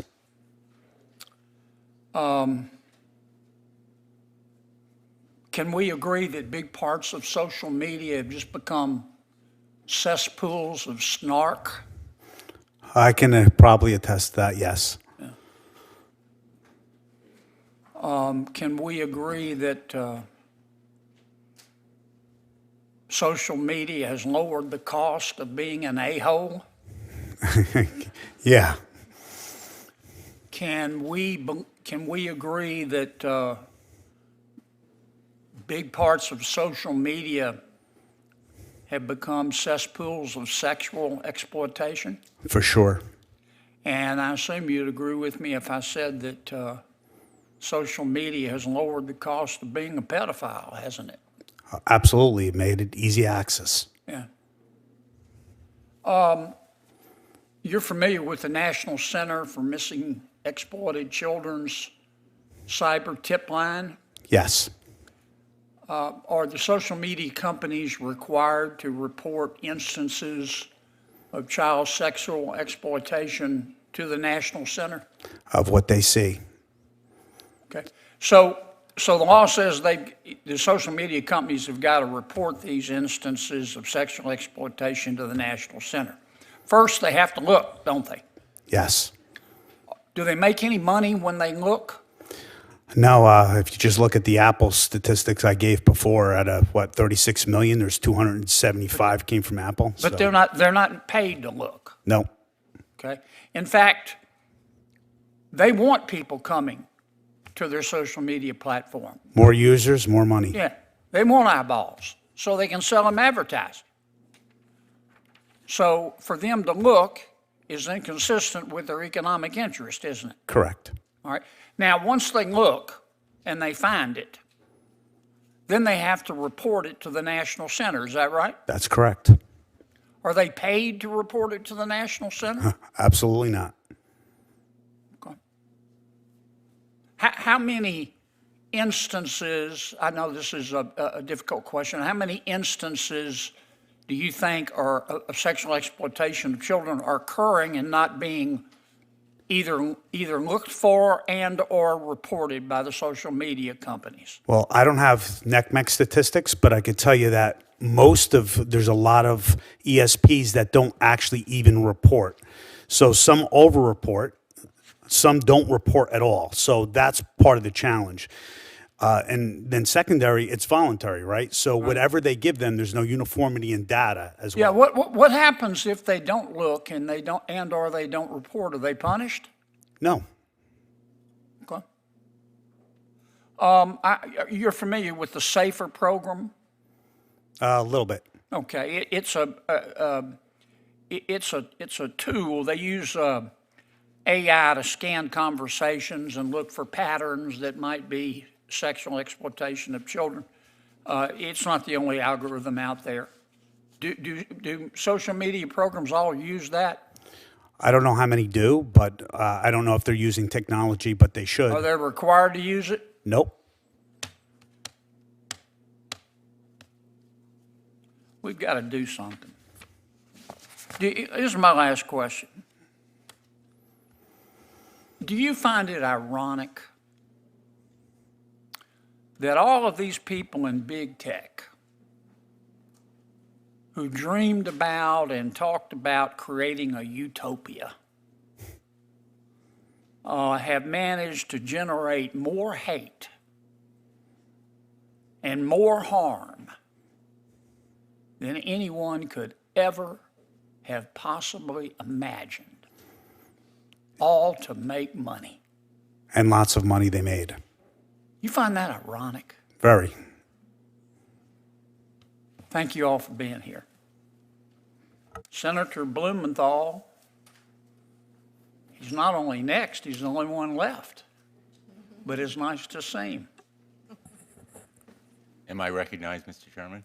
Mr. Ranking Member, or are you I'm the chairman. presiding? That's, you're I'm the presiding. chairman, Blumenthal. That may be the reason I'm the only one left. Could be. I'm looking forward to your questioning, and I'm going to turn the gavel over to Senator Blackburn. Thank you, Chairman Blackburn. Representative Guffey, thank you for being here today, and I think our hearts go out to you. I know I'm not the first to have said it, but your courage and strength makes an enormous difference. I know how strongly you supported the Kids Online Safety Act, and I am deeply grateful to you for your support and your activism in going to Louisiana, for example, seeking to talk to Representative Scalise and Representative Speaker Johnson on behalf of that bill. You did an article that I would like to have entered into the record, if there's no objection, and there seems to be none. When you went to see Representatives Scalise and Johnson, were you given an opportunity to talk to them? No, sir. Myself or the other parents, we did meet with Representative Scalise's staff, which of course was in district at that time, but even coming up here to the Hill, unable to meet with either one of the representatives. Would you like to meet with them? I would love to. Well, we'll try to arrange it for you. Thank you, sir. And they'll hear from you. I'm hoping they'll support the bill this time. You agree? I 1,000% agree. Why don't you tell us as a parent, but also as an advocate and the author of that article, why you think some of the arguments made against COSA based on a supposed free speech thesis are incorrect? I believe it's all follow the money. If you look at big tech and their lobby, and you look at the narratives that get put out there, and you look at the representatives that fight against it, and you follow the money and where it ends up, I believe that fear, and as an elected official, you know, I see it myself. You're often worried about what this will look like, and that's one of the reasons whenever I was presenting, I used the phrase that we have too many politicians worried about their next election instead of leaders worried about the next generation. And I believe that it's a false narrative that has been put out there. The argument has been had over and over, and people will agree with you, and then they will turn right around and share a false narrative. I think the United States Senate has recognized that it's a false narrative through a strong bipartisan vote here, 91-3 in the last session. I'm hoping that we'll have that same kind of support again, and I thank my Republican colleagues, particularly Senator Blackburn, who has been such a steadfast partner in this effort. I'd like to turn to Professor Leary. I think I misattributed the article to Representative Guffey, but maybe you can expand on his response on that free speech false narrative. Sure, thank you, Senator. So first thing about free speech, well, first, as you know, I believe the article you're referring to, the op-ed, myself and other scholars wrote this piece. And it really dispelled these arguments about COSA, and really that we see again. In fact, if you look back in history, and it's interesting to look at what some of tech has said over the years. I can go back to 2014. They were making this argument. We can go back actually before that to 1996. They told us the Communications Decency Act was going to ruin free speech. Then they said it about the SAVE Act. Then they said it about Sesta Fosta. And lo and behold, we still have plenty of free speech. The thing to keep in mind with free speech is the First Amendment is that is an amendment designed to help inform us on how to handle these sticky issues. It is not a reason to not engage in legislation, and that it's being used in that manner. There's a distinction between speech and conduct, and specifically with COSA, COSA addressed conduct, not content. And so the speech argument was particularly misplaced with regard to that piece of legislation. Thank you. In fact, COSA affects the conduct involved in product design. There's no more limitation on free speech than there would be if and when, because it does, the federal government regulates the safety of the design of an automobile or a toaster or a washing machine.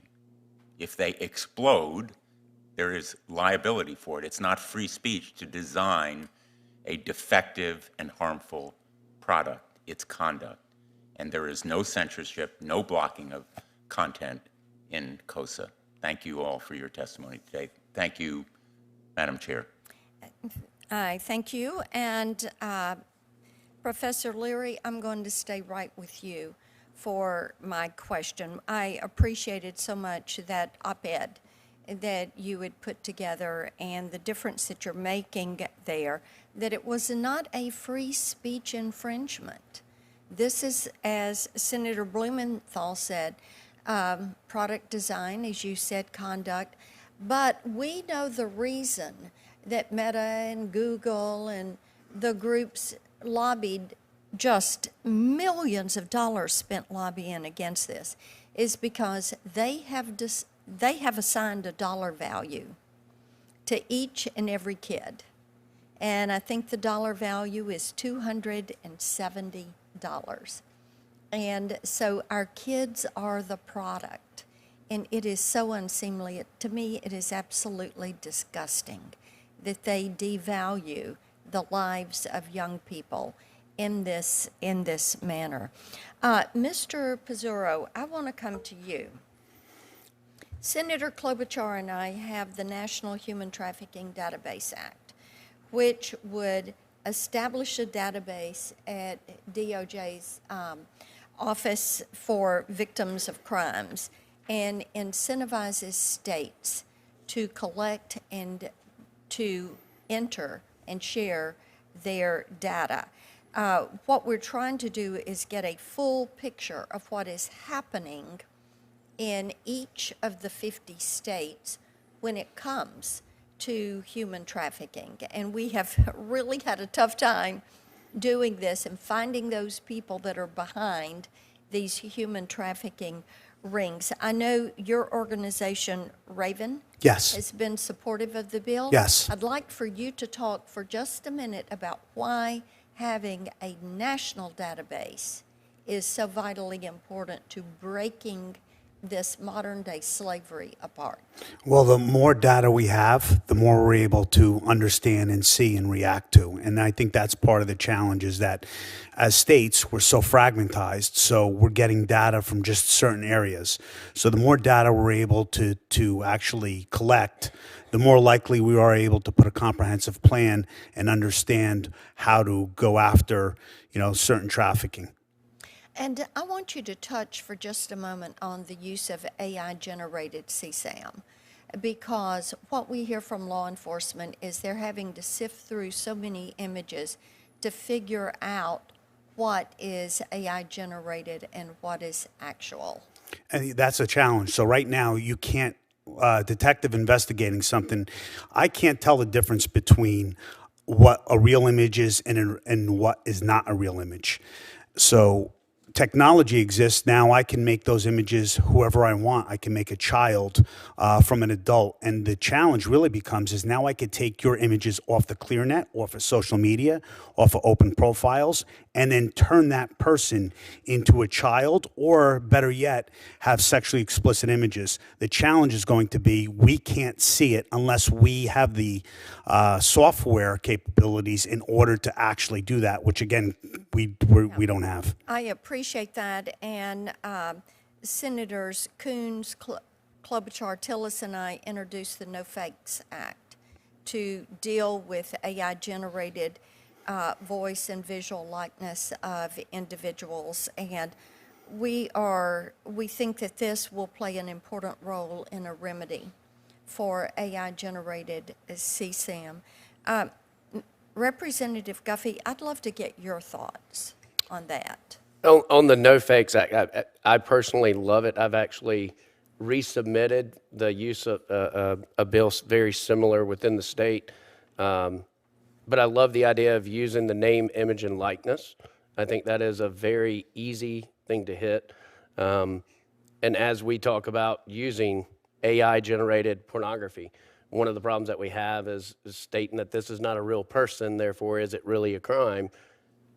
Bills such as a name, image, and likeness protects our citizens as opposed to focusing solely on what the image is. It protects the citizens. Let me ask you this, and congratulations on getting Gavin's Law passed. Thank you. Is there a way you can amend provisions of No Fakes onto Gavin's Law and begin to expand the protections there at the state level? In South Carolina, unfortunately, no. So it's going to be two separate, so you'll have to Yes. have a group of bills Yes, ma'am. that will do this. Okay, and I am over time. I am going to recognize Senator Schiff and turn the gavel to Ms. Moody. Thank you, Madam Chair. Thank you all for being here. And Mr. Guffey, I appreciate your advocacy and want to express my condolence for the loss of your son. I can't imagine the trauma that you and your family have been through. But I appreciate your taking that trauma and using it to protect other families. I have not had a chance as a new member of the Senate to really study the multiple approaches of the various bills, although some I've supported in the House. But I wanted to ask you, Professor, we established Section 230 for the reasons I think you implied, which is it was a nascent industry. They urged us to do so that we would not stifle innovation. They also made the argument that without 230, they would not moderate content because they would be sued if they did, and this would encourage them to moderate content. Well, there may have been a time where they moderated content, but those days seem to be over. It certainly wasn't enacted because it was believed necessary for the First Amendment. First Amendment stands on its own 2 feet. In the absence of 230, companies could still plead a First Amendment defense to any case. What is your preferred approach? That is it a repeal of 230? Is it changing it from an immunity to some form of defense? Is it to cabin 230 in some way by narrowing the scope? What are the merits of the various approaches? Thank you, Senator. I would say that it's important to, a couple of things. I would say that there was discussion in the deep background about this free internet nascent industry. And when we look at the policies and the findings at the beginning of Section 230 of the Communications Decency Act, there is languages to that. But I would repeat, the overwhelming background and discussion was about the child protection piece. And therefore, I think that the concern, I think that better than repealing the entire thing is to keep the C2 language, which gives a cover, gives a protection to a platform if they do, and specifically, if they remove anything they consider to be obscene, lewd, lascivious, filthy, excessively violent, harassing, or otherwise objectionable. That will protect them. That's all they need. They do not need C1, which is what has been turned into this de facto near absolute immunity. I think also adding the state's ability to proceed is an important thing. I think outside of 230 is holding them liable when they host this material, like that's has been discussed at length as well. So I think that those and some of the other things that I've listed, but I don't want to use up too much of your time, all work together to respond to the complex crime. And counsel, in your representation of clients in this area, what do you believe would be most helpful in terms of making sure that you can get the discovery you need, and that that we have established the right protections and the right burdens in terms of the platforms and the pipelines? Thank you. I agree. We are long overdue to just abolish Section 230. But what's important is that clients need to get into discovery so that they can actually know what, the extent of the problem.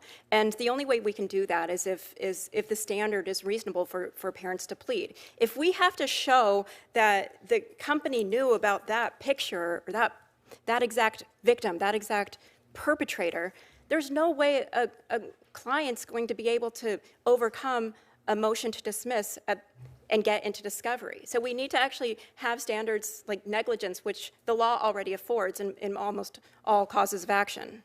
So let me ask this question.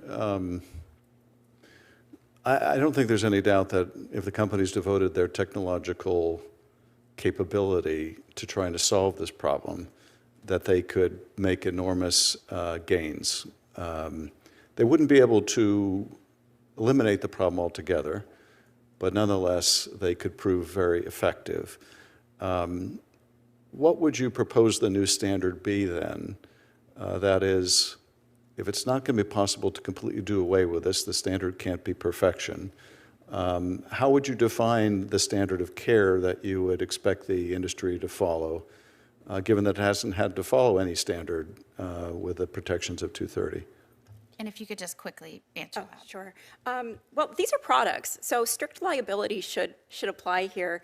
If these companies have created a defective product, then all users should be able to sue them without having to even prove a duty if the product injured them.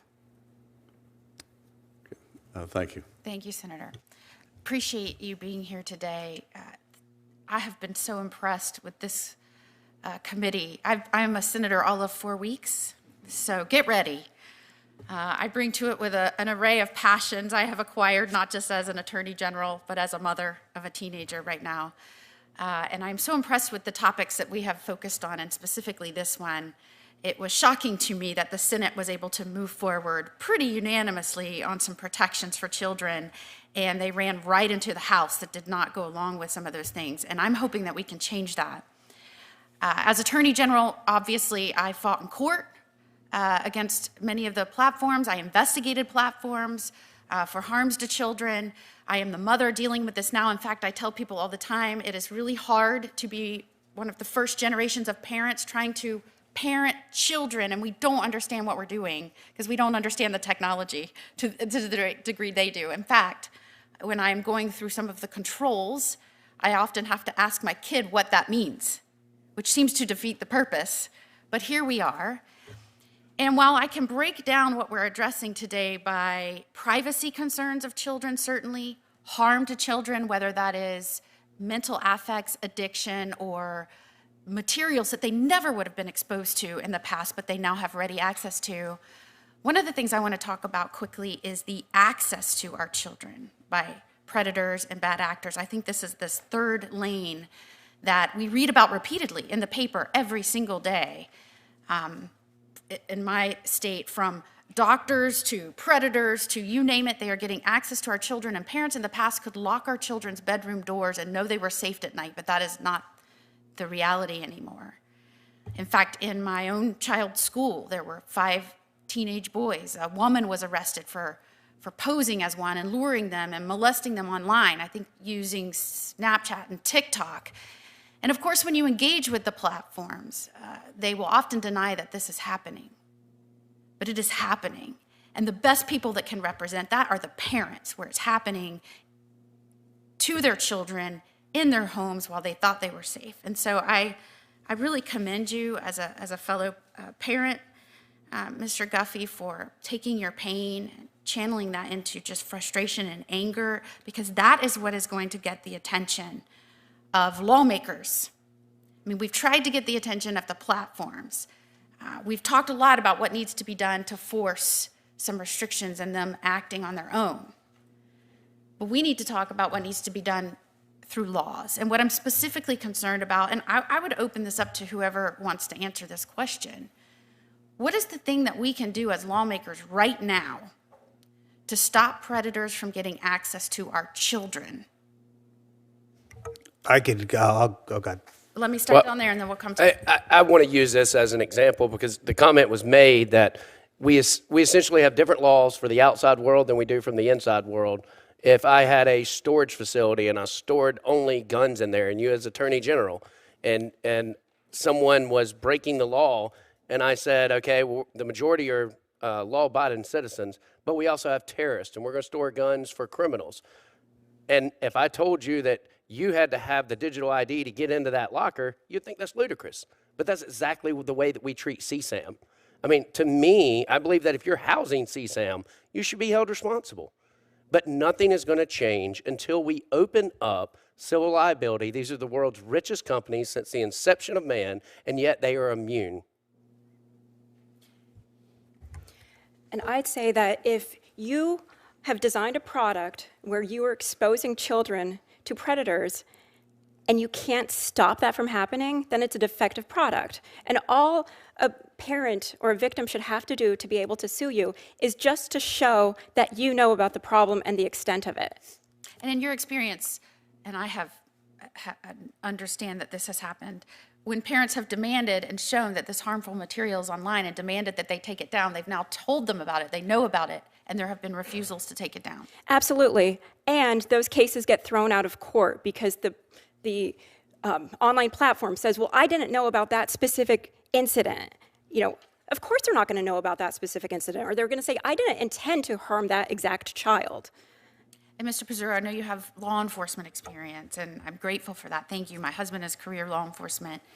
Understanding that predators can now get to our children through online platforms and online, what is the number one thing you would recommend to prevent that we can do as Congress? Device-based age verification. You mentioned parental controls. If there was a framework for a parent just to shut the spigot off and make it easy rather than go through 25 different apps, the companies have this. We can stop it at the device level. That's where we prevent children from getting onto some of these images and offenders getting access to those children. Thank you. And since I am the acting chair, I don't want to exceed the boundaries of time. So I will turn it over to Senator Whitehouse. Thank you. And I understand that I've been given permission to close out the hearing at the end of my questioning. So I know you have another place to be, so don't hesitate to go where you need to be. First of all, Ms. Goldberg, you said that repeal of 230 was long overdue. I'm hoping that that day is coming fairly soon and that a bipartisan bill to do just that will be filed by a group of members from this committee before very long. As you also pointed out, there are standards by which to evaluate the conduct or misconduct of these big platforms that the law already affords. And everybody else has to abide by those same standards. If you're a radio station, if you're a newspaper, if you're a manufacturer, if you're an individual, some of them go back to the English common law that came over with the first settlers. And the idea that what Representative Guffey described, I think, quite well as institutions that are the richest since the inception of man shouldn't be bound by the law. I adore Ron Wyden. I think he's a wonderful senator. He put Section 230 in when these platforms were in people's garages. And they've gone from that to being the richest companies since the inception of man. I'm not going to forget that phrase of yours, Representative Guffey. I like it. With no change in Congress's response to the original rationale for having that Section 230 protection, and also repeated grotesque failure by these entities to police themselves. It's not as if we're dealing with a array of platforms that have a demonstrated record of meeting the public interest in the safety of their product. Not at all. As a lawyer to lawyer, Ms. Goldberg, talk a little bit about when the Section 230 defense first kicks in and what that means in terms of you and your clients actually being able to get discovery, to take a deposition, to find out the truth of what actually transpired. What happens is that I file a lawsuit with all my facts, with everything that I can know, even though there's so much asymmetry of knowledge. Like, I don't know the extent to which the platform knows about the exact problem or the overall problem. I can just base it on what's happened to my client if they're alive. Otherwise, I have to go through their parents. So immediately, within like 30 days, You file your complaint. they made a they claim, file a and then motion they to file dismiss, motion to dismiss. saying, we're just a publishing platform. We're not a product. This is just speech. And then they attempt to get it dismissed. Oftentimes, judges will do it without even oral argument. And then we never get into discovery. So we never get the opportunity to even show or know exactly the extent to which the platform has been tolerating and making money off of this exact harm. We don't have any information about other similar incidents, nothing. So it's a vehicle not only for evading responsibility for bad acts, but it's a vehicle also for covering up what actually took place. It would be slightly different if the Section 230 dismissal motion was something that you made at trial, for instance. Yes, and So you'd have a full chance, but not even that. I also believe that even more terrifying to tech than facing a jury eye to eye is the discovery. It was the discovery that made Omegle shut down. I had 60,000 documents showing all these other similar incidents of child sexual abuse, and they shuttered their platform because they had no defense. Discovery is a beautiful thing. Senator Padilla. Thank you, Mr. Chair. Mr. Guffey, I just want to begin with you and let you know that my heart goes out to you for you and your family's experience, and I really appreciate your willingness to be here today and to share your testimony.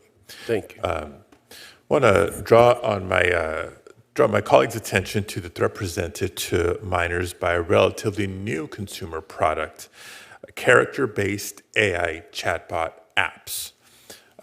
Many of these services have been flooded with age-inappropriate chatbots, which may cause young users to be exposed to sexual or suggestive AI-generated imagery or conversations.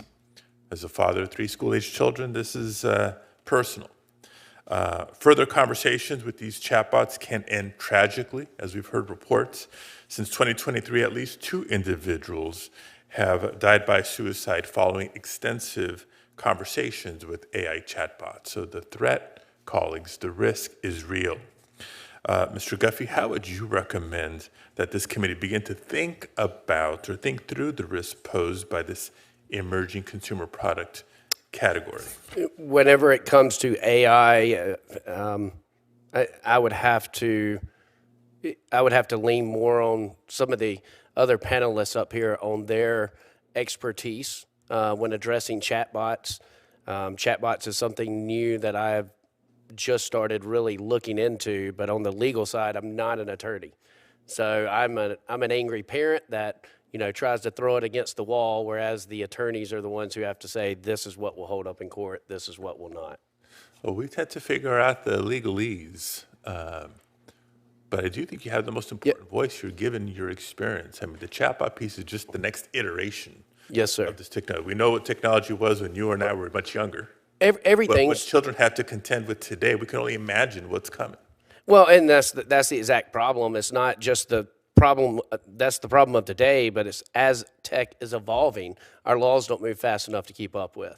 And I believe that having that liability and being able to hold these companies responsible for what they are presenting, if we instead of taking online services and treating it as a service, if we can simply treat it as a product, then we can hold them to consumer protection laws.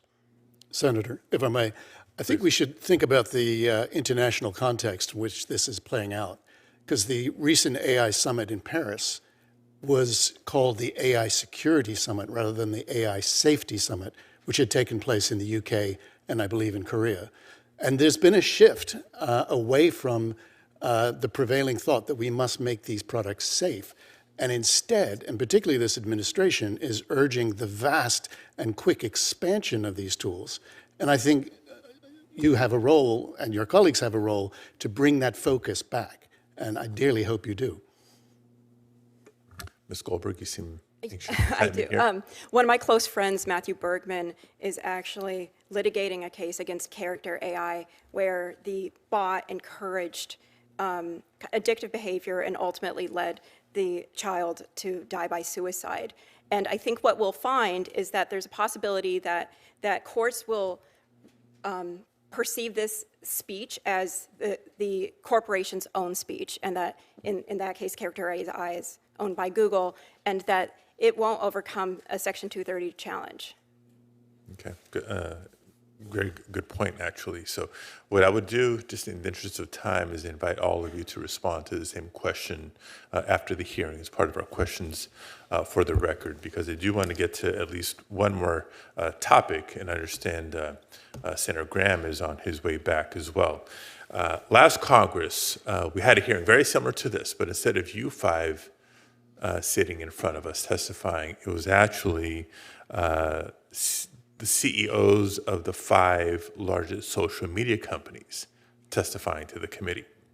And I had the opportunity then to ask them each about the parental tools that they offer, or didn't, but I think all of them have offered some sort of parental tool to help parents, help minors safely navigate the use of their respective services. I asked them to describe what those tools were, and more specifically, what the adoption and use rates of those tools were. Because you can have tools and protections out there, and you can debate whether it's sufficient or not, but if people aren't even utilizing them, then kind of what's the point? And sadly, they either didn't share how widely used these tools were, didn't provide the data, and they're all very big into data, or what data they did show demonstrated to us that the usage rates were actually very low. So the conclusion, unavoidable, undeniable, is that the industry isn't doing enough to let parents know what resources are available and aren't investing enough into understanding why these so-called protections aren't being adopted at greater rates. Mr. Balkam, in your testimony, you observed that these controls would better serve minors and their guardians if they were standardized, interoperable, and unified between apps, devices, and brands. How do you think we can make that a reality? Well, I often use the example of the automobile industry. Back in the 50s and 60s, if you got out of one car and into another, you may not necessarily know where the blinkers are or the light switches were. Even the logos for those were different in different car makes. Well, laws came into place in the 60s, and in fact, now when you get into a new rental car, you know exactly where the indicators are, you know exactly where the lights are, and the symbols are all the same.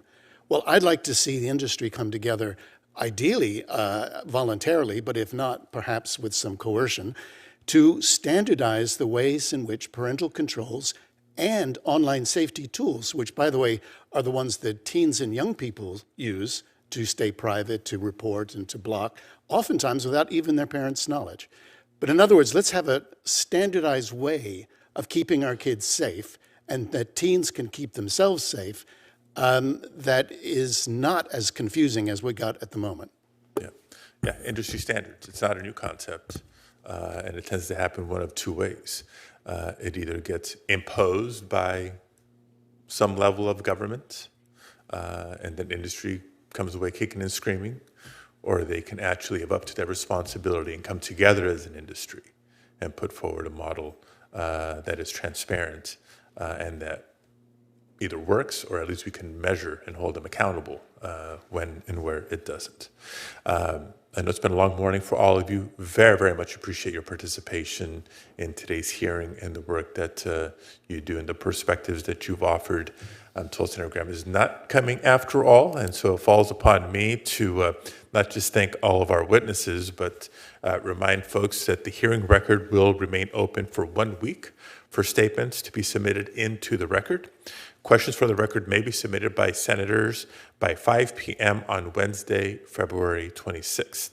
Unless there's anything further from the nameplates, then this hearing is adjourned. Thank you.